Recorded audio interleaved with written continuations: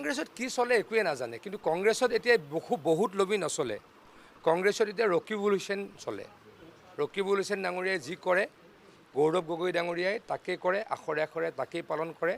কংগ্ৰেছত এতিয়া বেলেগ লবিবিলাকৰ কিবা গুৰুত্ব আছে বুলি মই নাভাবোঁ। কংগ্ৰেছত বহুত লবি আছিলে, কিন্তু এই লবিবিলাকক ছাৰখাৰ কৰি ৰকিবুল হুছেইন ডাঙৰীয়াই কংগ্ৰেছৰ অন্যায়কে, যিটো লিগেল নহয়, তেওঁ সভাপতিও নহয়, তেওঁ বিৰোধী দলৰ দলপতিও নহয়, ইলিগেলি তেওঁ একুৱাৰ কৰিছে।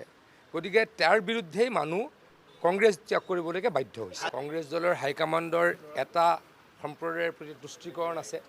গতিকে তেওঁলোকে সেইসকল ব্যক্তিক কেতিয়াও কষ্ট দিবলৈ ভাবিবই নোৱাৰে। কষ্ট দিয়াটো দূৰৰ কথা, তেওঁলোকক লিগেল বা যিখিনি যুক্তিৰ খাতিৰত ক'বলগীয়া কথা সেইখিনিও ক'ব নোৱাৰে। কংগ্ৰেছত কি চলে একোৱে নাজানে, কিন্তু কংগ্ৰেছত এতিয়া বহুত লবি নচলে। কংগ্ৰেছত এতিয়া ৰকিবুল হুছেইন চলে। ৰকিবুল হুছেইন ডাঙৰীয়াই যি কৰে, গৌৰৱ গগৈ ডাঙৰীয়াই তাকেই কৰে, আখৰে আখৰে তাকেই পালন কৰে।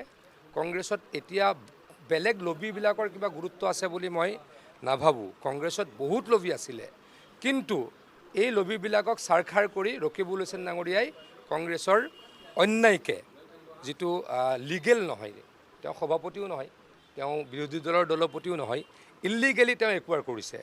গতিকে তাৰ বিৰুদ্ধেই মানুহ কংগ্ৰেছ ত্যাগ কৰিবলৈকে বাধ্য হৈছে। কংগ্ৰেছ দলৰ হাইকমাণ্ডৰ এটা সম্প্ৰদায়ৰ প্ৰতি তুষ্টিকৰণ আছে।